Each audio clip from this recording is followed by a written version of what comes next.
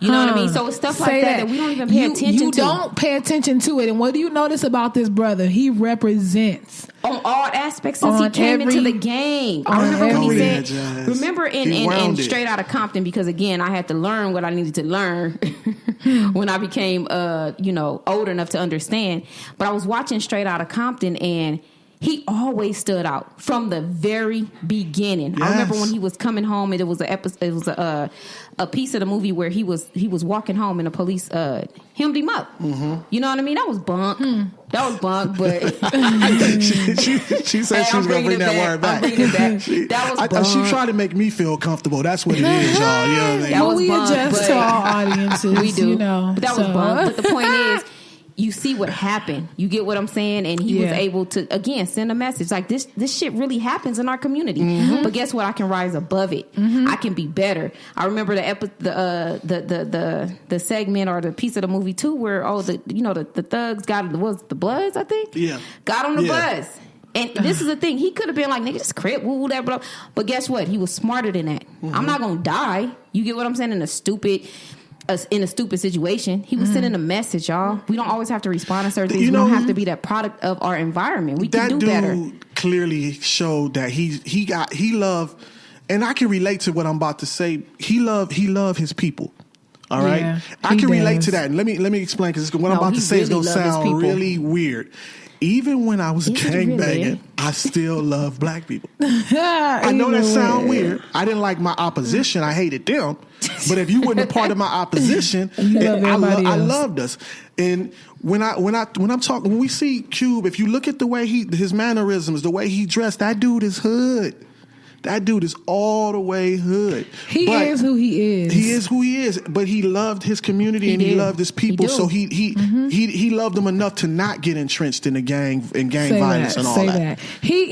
Okay. There's people that live in the hood and there's people that live there, but they kind of see it from a bird's eye view. Yes. And so for him, good observation. Yeah, he already knew that. Like, I live here, but this is not technically the environment ideal for me. Mm-hmm. And had I had better for myself, or had I been in another position like my parents, this is the choices I would have made. His parents. And so he is doing that. He actually is living the dream that he wanted. Like, right. I mean, when you really think about it, like, this man is living his dream, his best life. He's living his best life. Yeah, but we think it's so far fetched. And telling us that we can live that way too. Yeah, we think it's so far out of reach and so out of touch. All you have to do is just sit down and create long enough. And another thing, so you can't tell everybody your vision and your plan. God gave you the vision. Sometimes he wants you to keep it in your eyesight until it is developed. Or else people will stop you along your way if you do not have the faith. And guess what? I think with Cube, God started giving him visions really early. Yeah. Really early. You know, I remember learning about his history with Eazy-E. Mm-hmm. And you know what I mean? Mm-hmm. And you learn a lot from his music. I'm going to tell you that right now. Because no Vaseline, he's straight. Look, Cube. He let left me tell no you. Stone unturned. Let me tell you, he left. Yeah, he didn't.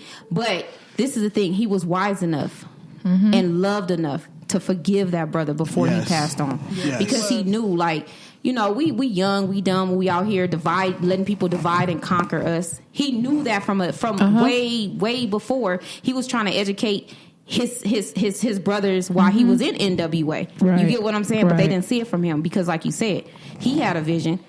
It wasn't for them to see at the moment. Right. And the fact that they had them off on the road. Remember in the movie when they had them off on the road, they got the groupies, they got Drake, they got the icky, they got the icky sticky, and everybody know Cali Green is that green. Yeah, you know, I don't smoke and drink, but again, I'm from the block. So what you say? You got to beef with people that smoke and drink, though? Not at all, actually. No, that's the good thing. Hell, I click well with people. I don't know why. I just do. That's because you have what is called a natural high to have fun. That you is get what I'm very saying? true That's about all me. it is. I do have a natural high. You have a natural high. You don't need to be under the influence or, you know, high in order to have a good time. So, but you still respect those people that make those choices, right? You know, that's especially what you want to do. Especially if they do it responsibly. You know what I mean? If they do it responsibly and they not what you would call a raw dog drug addict or alcoholic or dysfunctional. Yeah. You know what I mean? And, you know, who am I? I try not to be so judgmental up here. Because we all got some things things that we could probably be doing better or should be doing better. I'm just learning how to get control of my video game habit. See, we all have our vices, so we don't judge. We do. Video. Mine's is candles. You a drinker, a smoker. I've been a video for over 20 years. You have a lot of different, not even addictions, just habits or just things that need to be broken. That make you happy. Like it's your peace. Yeah, you know what I mean. But you need to each stop doing that shit. But you know when you got a problem. So let me just say that. You know when you need to reel it back. You know when you got to reel it back. You know when you got to tell yourself, look, okay, that's a little too far to the left. Let me bring it back, because you know what. Ice Cube may have had an addiction, but guess what? It's on the big screen now. But you know, I admit that I did have a problem, but a lot of them violent video games helped me deal with transitioning from the streets. Yeah, because you was you OG and shit, huh? Well, you know what? That makes a lot of sense. Games helped me transition from that lifestyle in the streets. I'm sorry. So you took your aggression out there? Yes. Okay. All I played was shooters. All right, well, I'm gonna tell you this. Cut that shit out. Well, you know what? In the real world, Trunk is pretty peaceful. I'm very peaceful. Yeah, he really. Thank you. He's very peaceful. He's with cool. A lot to say. What a lot to say. Let me just say that. I didn't always know how opinionated I was.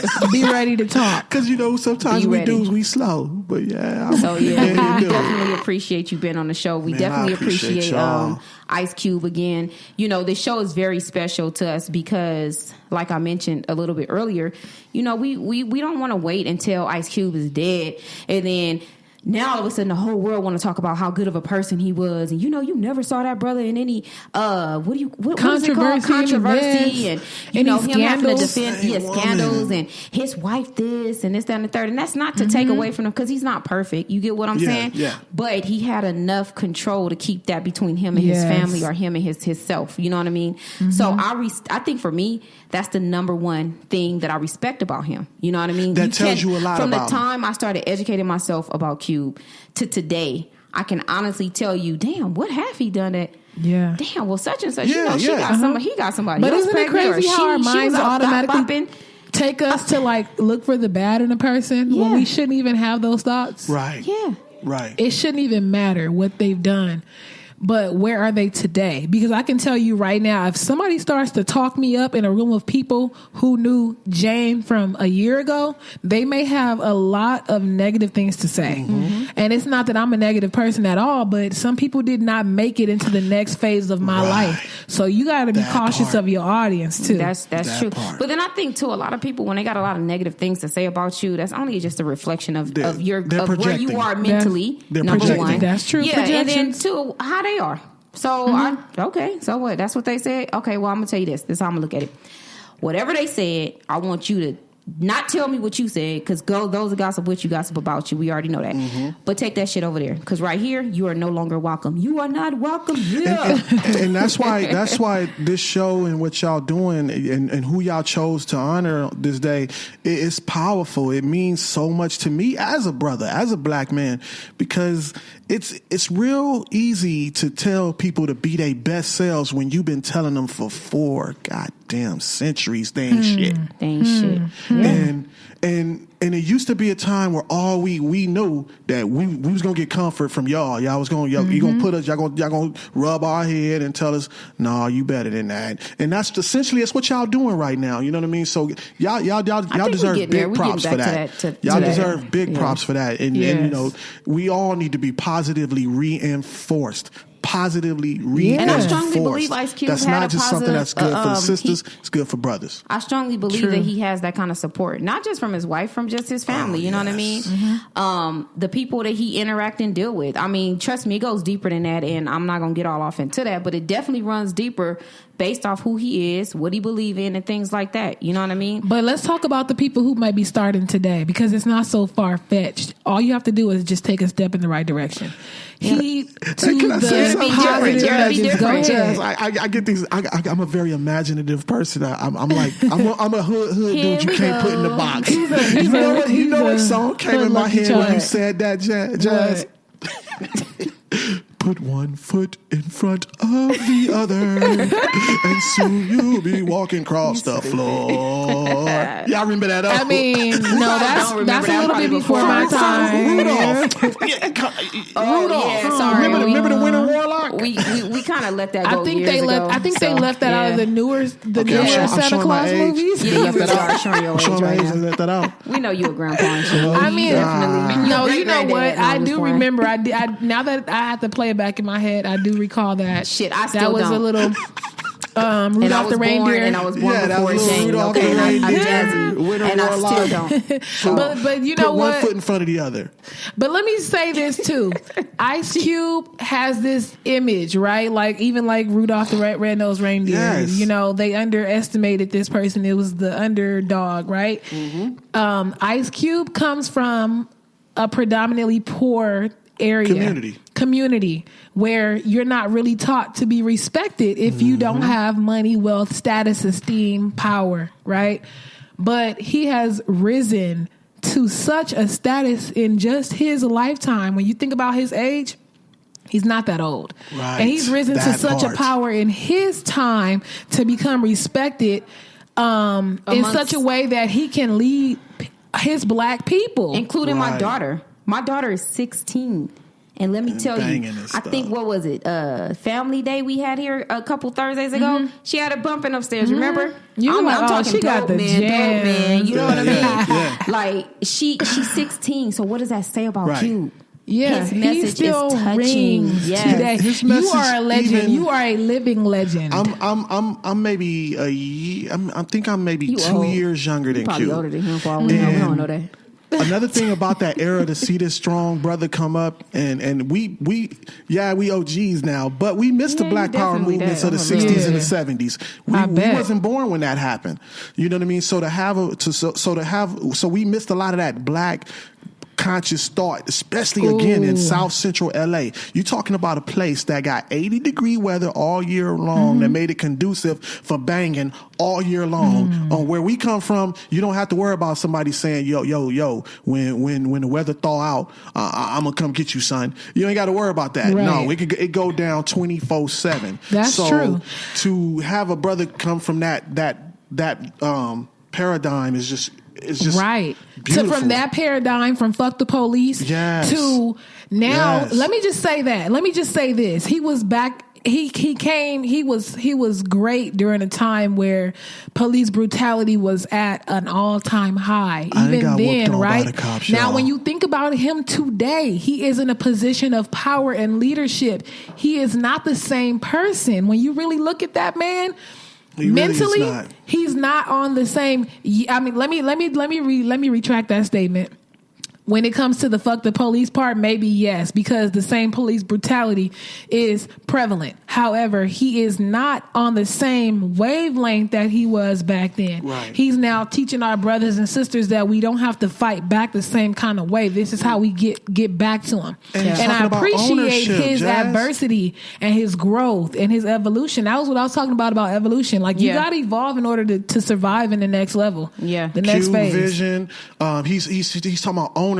He owns his. You know what I mean. He's taking charge, and he's showing us that financial freedom. You know, leading by example. That it doesn't. You know exist. What I mean? That it does. A lot of people feel like it's not obtainable. The man he made a hit movie, an iconic hood flick. That whether you in Boston or you down in San Diego, you fucks with Friday or your age. And he had a $12 million budget to make that movie. And guess what? It was phenomenal. I know $12 million to everybody is a lot of money, but in terms of Hollywood, that's cushion. That's even when he made, Friday after. Look, we still waiting on the last Friday. Right. That's how deep it is for us. We still waiting. Like, damn, is he gonna make We're like, last look, Friday? we gonna take the whole everything aside and let's not act like it happened 4 consecutive weeks straight. We know it didn't happen like that. Just give us one more Friday. Yeah, that's all we ask. Just give us one more. I know it's not like next Friday. We know this shit was like 20 years later. But have you ever watched a franchise, right? That every single one has been good. Yes. Because from the first Friday to what was it? Next Friday or Friday after next? Let me tell you, they all been good. They all was dope. Look, let me tell you, my kids, legit. right? My kids love the last Friday, the one that just came out, the latest one, Friday After Next. Friday After Next. Man, let me tell you, they be all in the mirrors. I'm like, dude, you're like 6. What are you doing? How about this? I know every word from every Friday. Right. Like we can recite them. No, like for if they casted me today to like play another one, I wouldn't need I don't And understand. how many black celebrities did he put on that's now A-list celebrities? And Right. many